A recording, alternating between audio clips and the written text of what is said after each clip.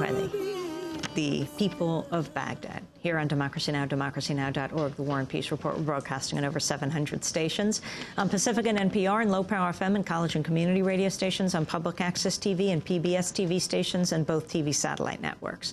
Dish Network, Channel 9415, Free Speech TV, 9410 Link TV, and Direct TV, Channel 375. And we're video and audio podcasting at democracynow.org. Our headlines are also available there in Spanish, and transcript and in audio form for any radio station to take is over 200R. I'm Amy Goodman with Juan Gonzalez. Juan?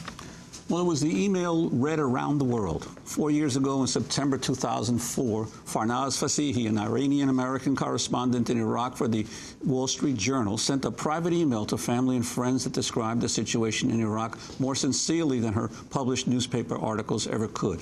She wrote, quote, "One could argue that Iraq is already lost beyond salvation. For those of us on the ground, it's hard to imagine what, if anything, could salvage it from its violent downward spiral.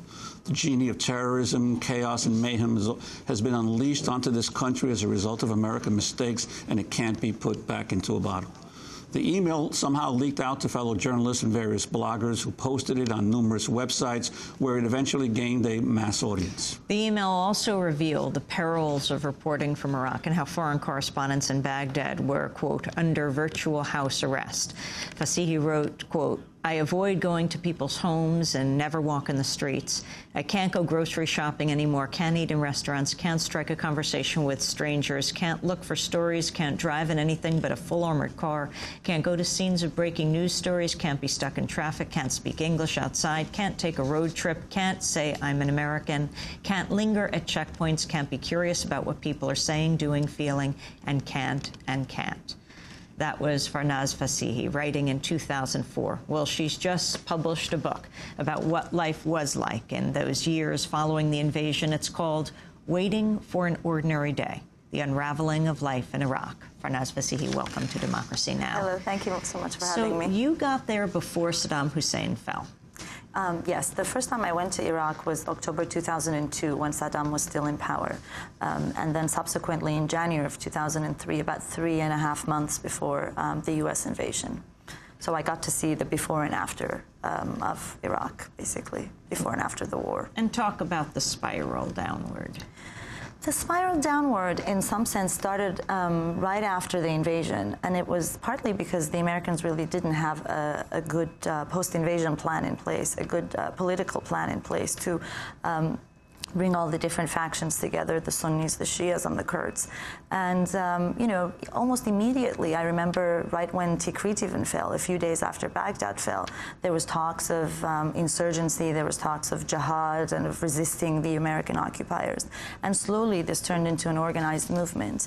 And by early 2004, which was the first anniversary of the US-led invasion, we just saw things just slipping down and security falling apart. Car bombs everywhere, attacking international organizations like the UN, like the Red Cross, hotels where journalists were staying, kidnappings, random violence and car bombs, and it was just impossible to contain. And that eventually led to civil war by 2006, because the cycle of violence just went on and on and on. And the ability of you as a Western reporter, obviously, to do your job, and as you described so eloquently in those emails, to what degree were you able to actually even give a picture of what was happening? You know, it really depended on the situation. Our security ebbed and flowed with the situation of Iraq. There were times where we just couldn't go anywhere, and we got creative with reporting, asking our Iraqi staff to go and bring Iraqis to the office or do the reporting for us. And there were times where I wouldn't be able to leave the office or the hotel for a few weeks at a time. And there were times where I could go out, but it was always very security-oriented. Everywhere we went, we had to stay for 20 minutes. And then rush back and have, travel in an armored car and have bodyguards with you.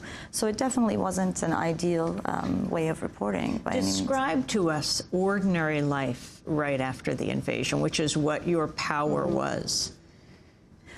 Ordinary